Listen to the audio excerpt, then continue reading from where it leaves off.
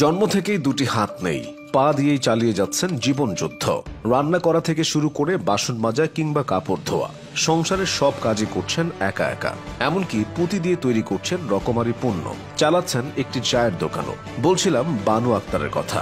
দুই পা দিয়ে আয় করে যিনি স্বামীকে করিয়েছেন মাস্টার্স পাস, তদবির করে পাইয়ে দিয়েছেন সরকারি চাকরি। কিন্তু ভাগ্যের কি নির্মম পরিহাস, চাকরি পাবার কিছুদিন পরই বানুকে ছেড়ে চলে গেছেন তার স্বামী। টাকা পয়সা হাতিয়ে নিয়ে করে গেছেন সর্বশান্ত। তবু হার মানেননি বানু। একমাত্র সন্তানকে নিয়ে লড়ছেন প্রতিটা মুহূর্ত। স্বপ্ন দেখছেন ছেলেকে হাফেজ বানানোর।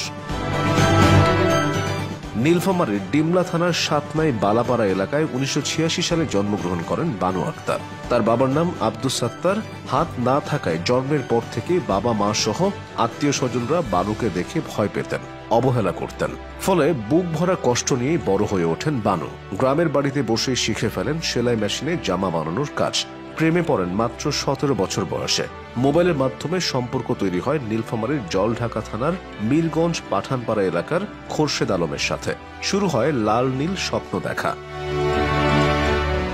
পরিবারের অবহেলার কারণে 22 বছর বয়সে গাজীপুরের কোনাবাড়ি থানাধীন দক্ষিণ হরিণাচালায় পাড়ি জমান বানু। বসবাস করা শুরু করেন ভাড়া বাড়িতে। আর এর কিছুদিন পরই তার বিয়ে হয় দীর্ঘদিনের প্রেমিক খোরশেদ আলমের সঙ্গে। পরে বানু ওই এলাকায় একটি ঝুট গুদামে 3 বছর চাকরি করেন। পাশাপাশি পুঁতি দিয়ে মালা ও ব্যাগ সহ বিভিন্ন সামগ্রী তৈরি করা শেখেন।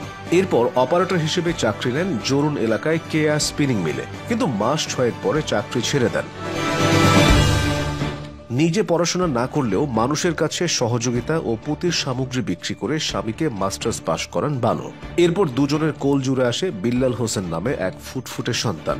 এরই মধ্যে আন্তর্জাতিক প্রতিবন্ধী দিবসে তার দেখা হয় তৎকালীন প্রধানমন্ত্রী ফ্যাসিস্ট শেখ হাসিনার সাথে।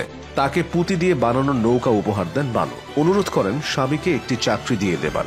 পরে হাসিনার নির্দেশে সচিবালয়ে কম্পিউটার অপারেটর হিসেবে চাকরি হয় তার স্বামীর। স্বামীর চাকরি হবার পর বানু ভাবেন এবার বুঝি দুঃখের অবসান হলো। কিন্তু বানুর কপালে বিধাতা হয়তো সুখ লেখেননি। কেননা চাকরি পাবার কিছুদিন পরেই বানুকে ফেলে চলে যান খোরশেদ।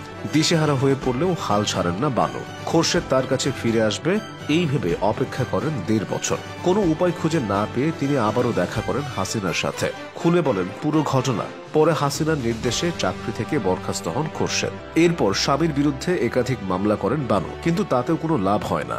নিজের ভরণ পোষণের পাশাপাশি সন্তানকেও চালাতে হয় 2 পায়ের ইনকামে। হাত পা থাকা মানুষেরাও যেখানে অন্যের কাছে হাত পাতেন, সেখানে বেশ ব্যতিক্রম বানু। 2 পা দিয়ে তিনি লিখে চলেছেন নিজের ভাগ্য।